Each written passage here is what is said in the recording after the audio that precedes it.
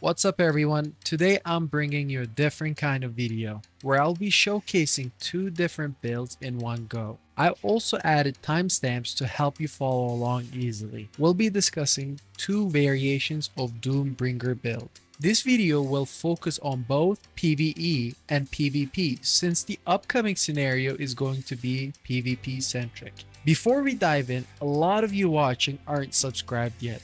So if you're enjoying the content, hit that subscribe button and help us reach 1k subs. These builds revolve around two major effects. First is the bullseye debuff. If you watched my previous builds, this shouldn't be new to you. However, this time it's going to be the main focus. The bullseye debuff inflicts enemies with an 8% vulnerability, increasing the damage they take. The second key effect is Fortress Warfare. When triggered, this ability creates a blue circle on the ground, boosting weapon damage by 20% for everyone inside.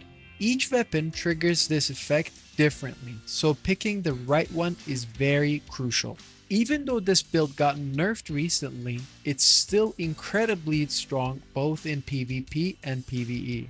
Our main star will be Doombringer Shotgun, which we will feature in both builds. Doombringer has a 30% chance to mark enemies, which increases to 80% if you're within 5 meters. Defeating enemies grants 6 attack for 60 seconds, stacking up to 5 times. Additionally, each bullseye trigger grants 5% damage reduction buff, stacking up to 4 times, and this will be triggered constantly. The most important feature in my opinion is the 30% crit rate when shooting marked enemies. You can get Doombringer and most of the weapons used in this video from the Wish Machine for 8k StarCraft. First, let's talk about Fortress Warfare build. For this build, you'll want your Doombringer calibrated for heavy style with double crit rate for more ammo capacity. Your secondary weapon will be the Sandstorm Shotgun, which reliably triggers Fortress Warfare. The long axe is mandatory for triggering Fortress Warfare as well. I'll explain why this is essential in the next section. In Once Human, armor comes in two types. Key armors, which changes your playstyle, and set armors, which provide bonuses when worn together. For the fourth Doombringer build, hard combat boots are your go-to choice. These boots refill 1 ammo per second and increase your fire rate by 15% when affected by Fortress Warfare. The buff stacks, so more Fortress Warfare buffs you have, the more bullets you'll be refilling. For your set pieces, go with 4-piece Lone Wolf for 60% crit damage, 5% crit rate, and 10% magazine capacity. I use Bastille for the last piece to boost our weapon damage by 10%, but you can swap it out. I wouldn't recommend any PvP alternatives for this build since it's tailored for boss killing. Now onto mods. This is a crit build, so if you've seen my previous crit focus videos, some of this might sound very familiar. The key attribute you're looking for is Violent, which guarantees crit damage on attributes. If you can find a good resonance mod, that works too. Other useful attributes include weapon damage, magazine capacity, and damage to great ones. For the Doombringer mod, the best choice is Vulnerability Amplifier. This boosts the vulnerability debuff from 8% to 16%. For your secondary, it doesn't matter what you use, as it won't affect your main weapon when sheathed. I've tested Fortress Warfare mods on our secondary and they don't seem to affect it at all. We're going with Momentum Up for our helmet mod, as this build really benefits from fire rate. Go with Targeted Strike for your mask mod for that extra crit rate and crit damage. For your jacket mod, you can choose a defensive mod with good attributes or blue crit amplifier mod. I went with Deadshot for our pants for extra crit damage. Choose between crit amplifier or crit boost for your gloves depending on which one has better attributes. For your boots, both slow and steady and covered advanced work really well depending on the situation. And for your cradle setup, I recommend handgun enhancements, deviation expert, master tactician, tactical combo, and steady hand. Feel free to fill the rest based on your playstyle, especially if you're playing on hard mode. Your damage rotation will be very specific, so it is important that you follow along. First, start with your axe and perform a heavy attack. Cancel the heavy attack as soon as possible, then switch to your sandstorm shotgun, and quickly switch back to your Doombringer to start shooting. I know it sounds like a lot, but this is the only way to stack both Fortress Warfare buffs for that extra ammo refill. With practice, you'll be able to line both buffs up to do some serious damage.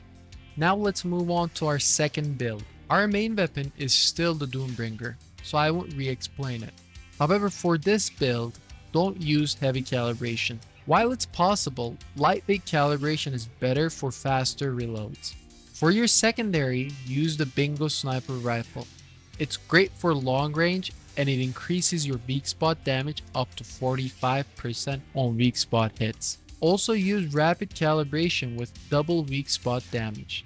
You could try to use Wildfire Pistol, but it's not as good, especially in PvP.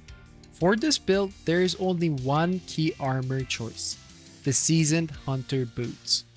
These boots will ensure your hits always land on weak spots, and they give you a 30% weak spot damage buff. This is especially powerful in PvP as you can use Bingo to one-shot enemies. For your set, go with 4-piece Lone Wolf for 60% crit damage, 13% crit rate, and 10% magazine capacity. I still use Bastille for extra damage, but for PvP, I recommend a 4-piece Savior set with 1-piece Heavy Duty or Scout for extra health. Now on to mods. I'll cover PvE first and move on to PvP recommendations. This is also a crit build, so once again, look for Violent attribute to guarantee crit damage. If you find a good Resonance mod, it will work well too. Other useful attributes include weapon damage, weak spot damage, magazine capacity, and damage to great ones. For PvP, focus your mods on Life Force boost for more HP and prioritize weapon damage reduction, which can go up to 6% on legendary attributes. I'll further mention specific mods as we go. For a helmet, use First Move Advantage to benefit from crit rate and damage. Mask mod wants to be Targeted Strike for extra crit rate and damage as well. Jacket mod is either a defensive mod with good attributes or blue crit amplifier. For PvP, use Resist Advantage or Headguard for extra damage reduction. For pants, go with Deadshot for extra crit damage. You can choose between Crit Amplifier or Crit Boost for your gloves, depending on the attributes. Both Slow and Steady and Covered Advance work well for boots, depending on the situation. For your Cradle setup, I recommend Handgun Enhancement, Long Range Enhancement, Deviation Expert, Master Tactician, Tactical Combo, and Steady Hand. For PvP, sub in Sprint, Sky Operation, Advantage Barrier, and Lawn Walker. The rest is really up to your playstyle. There is no specific DPS rotation for this build, since you'll be running around, one-tapping enemies and stacking buffs while switching to your sniper rifle for longer distances. You can see my damage numbers so you can compare them with your results. Let's talk about differences between these two builds and what they're best suited for. First, the Fort Doombringer build is excellent for bossing. This gets even better if your teammates use the same build, triggering more Fortress Warfare, making it quite unique. However, if you try this against bosses further than 10 meters away, you'll struggle since both of your weapons are close-range shotguns. This build also isn't great for dealing with hordes of enemies due to long reload times and the reliance on standing still for Fortress Warfare buff. If I were to rate this build, I would say it's a low A tier. On the other hand, the Sniper Doombringer build is more versatile. It handles both bossing and hordes of enemies well. You don't have to be close to your enemies and the sniper hits really hard. While you might not deal as much DPS, the build is far more reliable than the other one. It's also the best PvP build in my opinion, and if I were to rate this one, I would give it S tier. Finally, here are some tips that might seem small but can make a big difference. If you're using Bingo, you can cancel the bolt action animation by pressing A or D as you shoot, or you can simply aim and cancel. This lets you fire the weapon at a much faster rate. Go for mixed hot dog or crumbly bread for food. For the drink, I go with energy drink for the double jump that it gives me. I use tactical laser sight for my shotgun attachment. And for the sniper rifle, I recommend large break, precision optic, and tactical SR mag. In the late game, switch to tungsten AP bullets for both weapons. If you want extra damage, go for smart AP ammo. That's all from me, guys. I hope this guide answers all your questions. If you got more ideas or questions, drop them in the comments. Don't forget to like, subscribe, and hit that bell for more Once Human content. Until next time, peace.